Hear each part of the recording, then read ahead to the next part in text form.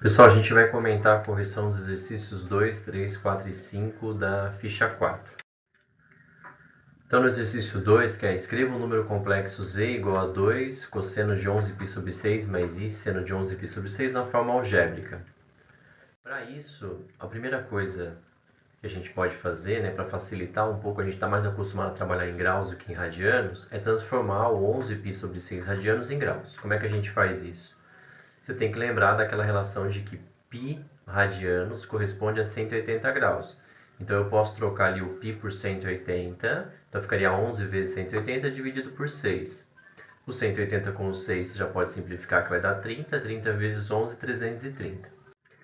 Então, na verdade, se você quiser reescrever esse número, você pode reescrever ele como sendo 2 cosseno de 330 mais i seno de 330. Daí, para chegar na forma algébrica, o que você precisa fazer é trocar o valor do cosseno e do seno de 330. Lembra que o ângulo de 330 graus, ele é simétrico do ângulo de 30 graus do primeiro quadrante. Porque você sobe 30 graus aqui, no primeiro quadrante, e o 330 é voltar 30 graus aqui. Tá? Ou seja, no eixo do seno, que é o eixo vertical, eles têm valores opostos ao de 30 graus e de 330. E o eixo do cosseno, eles têm o mesmo valor. Então, o cosseno de 330 é igual ao cosseno de 30, que é a raiz de 3 sobre 2, e o seno de 330 é o oposto do seno de 30, que é menos meio. Aí você substitui ali, multiplica por 2, e vai dar a resposta que é a raiz de 3 menos 1i, ou simplesmente menos i. No exercício 3, na figura o ponto P é a imagem do número complexo z no plano de diagrama de Gauss. Determine a forma algébrica e trigonométrica de z. Lembrando que a forma trigonométrica de um número complexo é módulo cosseno θ mais i seno θ, e lembrando o que representa o módulo e o θ, que é o argumento, a gente já consegue escrever direto a forma trigonométrica desse número complexo. Por quê?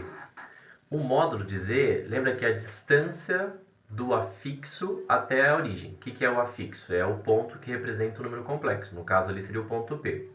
E a origem do sistema. Então, a distância do ponto P até a origem é 4. Então, a gente já sabe que o módulo de z é 4. E o θ, que é o argumento, ele é o ângulo que o número complexo forma com a parte positiva do eixo real ali no sentido anti-horário, que é exatamente aquele que está ali 30 graus. Então, você já sabe escrever o z na forma trigonométrica. Ele é 4 cosseno de 30 mais i seno de 30. E aí, daqui, escrever a forma algébrica é igual ao exercício anterior. É só trocar o valor do cosseno e do seno, nesse caso de 30 graus, que é o raiz de 3 sobre 2 e o meio, e multiplicar por 4, você vai ter a forma algébrica e trigonométrica do número complexo z. No exercício 4, essa figura representa um octógono regular inscrito numa circunferência. Sabendo-se que BF é igual a 8, determine as formas algébrica e trigonométrica dos números complexos cujos afixos são os pontos B e D. Então vamos lá. Eu vou chamar, por exemplo, falar que B é o afixo do número complexo Z, que é módulo de Z cosseno θ mais I seno θ. A primeira coisa que você tem que identificar é o seguinte: BF mede 8 e BF é um diâmetro. A gente pode afirmar isso porque, como é um octógono regular, cada um daqueles ângulos ali internos mede 45 graus. Como é que eu sei isso? Divido 360 por 8 vai dar 45 graus. Ou seja, o BF, você correu ali 4 ângulos de 45 graus, ou seja, 180 graus. Então, BF é um diâmetro. Se BF é o diâmetro, eu sei quanto mede o raio dessa circunferência, então, ou seja, a distância de B, por exemplo, até a origem, que vai ser a metade de 8, que é 4. Esse já é um módulo. Então, a gente já sabe o módulo de todos esses números complexos, cujos afixos são o A, o B, o C, o D, o F, o G e o H, todos têm módulo 4. O argumento, a gente também consegue através do octógono regular, porque de um vértice até o outro ali, o ângulo central que a gente percorre é de 45 graus. E como o vértice A está bem na origem ali, na origem não, desculpa, mas ali no comecinho ali, sobre o eixo real, chegar até o B significa subir 45 graus. Aí você sobe mais 45 graus e chega no C, que está sobre o eixo imaginário. E por aí vai. Ou seja, o B, né, que eu chamei que é o afixo de Z, então ele tem módulo 4, e ele é o que está na posição de 45 graus. O Z, a forma algébrica, agora é simplesmente trocar o cosseno e seno de 45. E aí multiplica por 4, você vai obter a forma algébrica do número complexo Z, cujo afixo é o B. A gente vai fazer a mesma coisa com o D. Né? Então eu chamei de um número genérico W, tem o módulo dele, o cosseno do argumento dele, que eu chamei de alfa.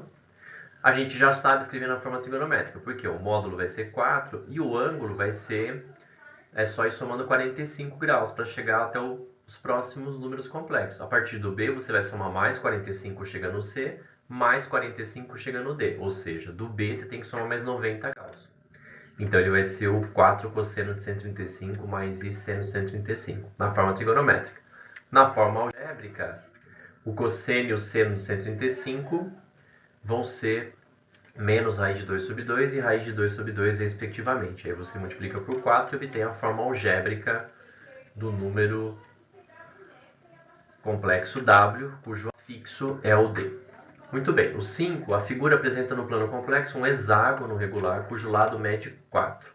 Determine a forma trigonométrica e algébrica dos complexos Z1, Z2 até o Z6, cujas imagens são o A, B, C, D e F. Tá? Bem, para esse exercício, o que você precisa lembrar? Todo hexágono regular, você consegue dividir em 6 triângulos equiláteros. Quando você traça aqueles segmentos ali ligando de um vértice ao outro, passando pelo centro, você divide o hexágono regular em 6 triângulos, e esses 6 triângulos são triângulos isósceles, e como o ângulo ali do central ali deles é 60 graus, eles acabam sendo triângulos equiláteros. Tá? Então isso é importante, porque ele falou para mim que o lado desse hexágono mede 4. Uma vez que o lado mede 4, então agora a gente já sabe que o raio da circunferência também é 4. E se o raio dessa circunferência é 4, o que a gente sabe então na verdade é o módulo de todos os números complexos, do A, do B, do C, do D, do E e do F, todos têm módulo 4.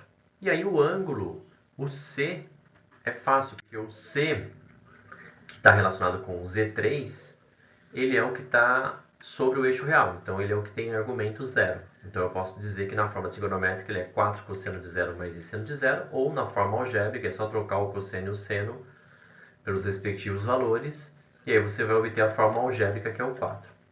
O D, que é o Z4, tem módulo 4 e é só somar 60 graus ao argumento. E depois que você tem a forma trigonométrica, substitui os valores do cosseno e do seno, multiplica por 4, obtém a forma algébrica.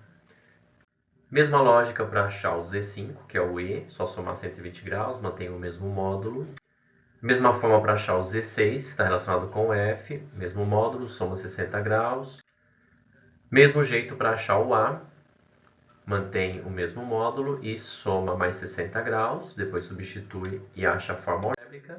E, para finalizar, você obtém o Z2, que é o B, com mais 60 graus. Observa que se você somar mais 60 graus, você chegaria no 4 cosseno de 360 mais I seno de 360, que daí corresponderia ao C, né? Porque o 360 e o 0 são equivalentes.